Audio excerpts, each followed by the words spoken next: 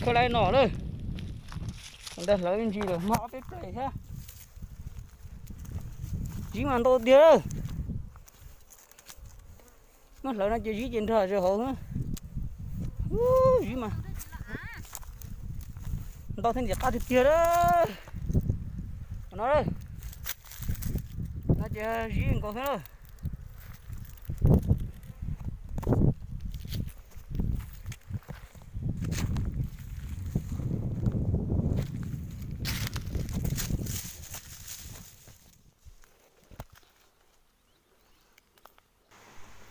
nhớ ruộng này vậy để mà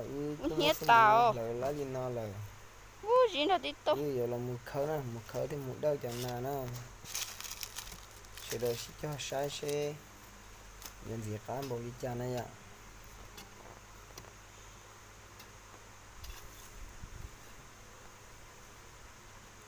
gì đâu ta nữa nhớ thằng lúc lâu liền nó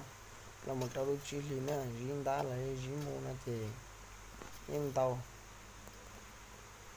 thiếu bà tài do nữa mà đỡ à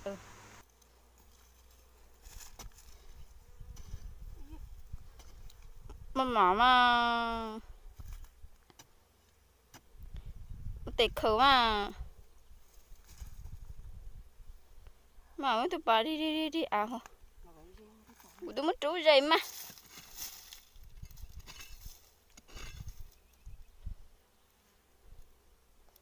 lô chỉ đèn của lô trù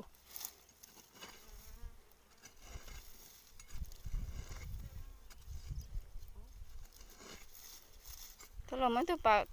khơ hả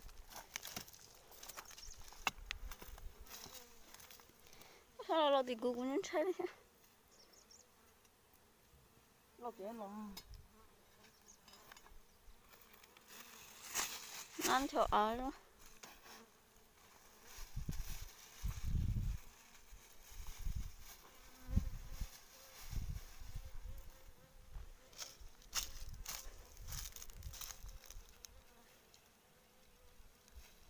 chứ để rung bó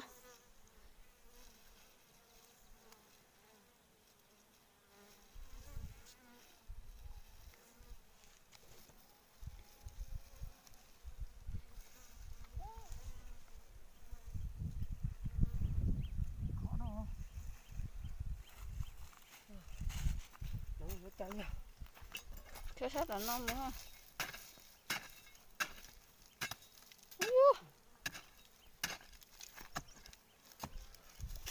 cũng ta trâu đi à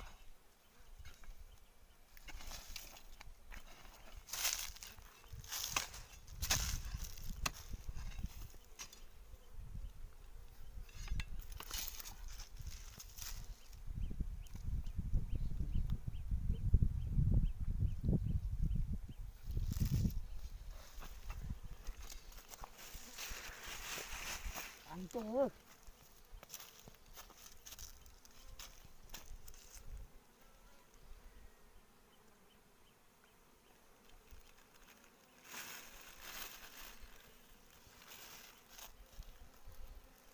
có là ta ăn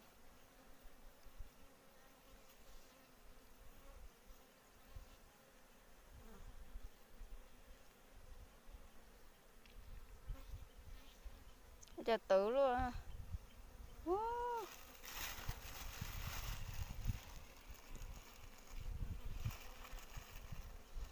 mày muốn chút chó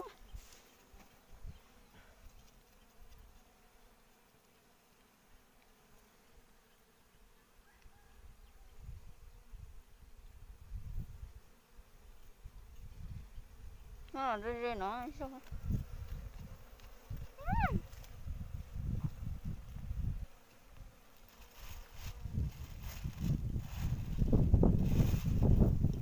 nó chỉ riêng con thôi đó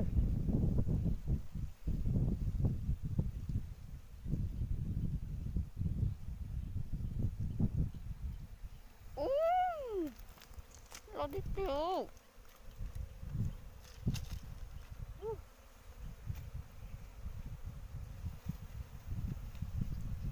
không đi tiêu làm bao đâu ta luôn ta đừng nên sai kia ấy Xin tao ta.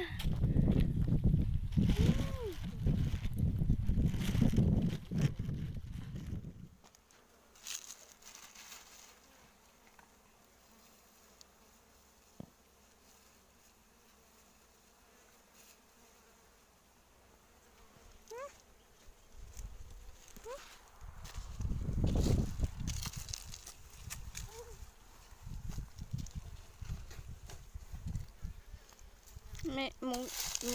đang cả hộp củ ha, đi bỏ khá này, nó kìa, ôi chị nó này mất cho họ, chị cũng nằm, tỉ nó bỏ, chị tỉ nó nổi,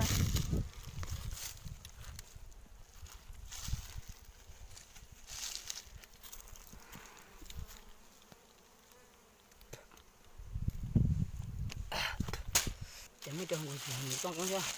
cho chị ao lo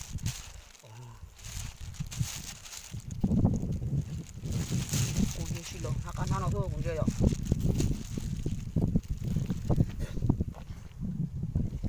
thấy cú à, cú có lạ mà,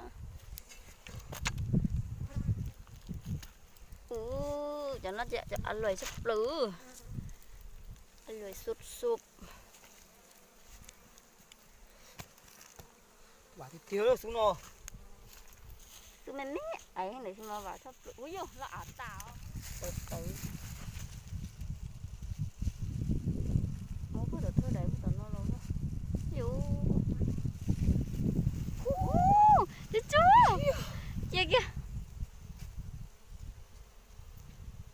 nó chơi gì số thứ nữa đó để nó dù ít thôi bóng thảo ao à cái gì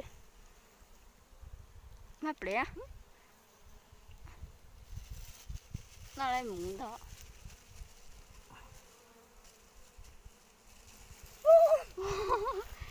chị tao có đua liệu đừng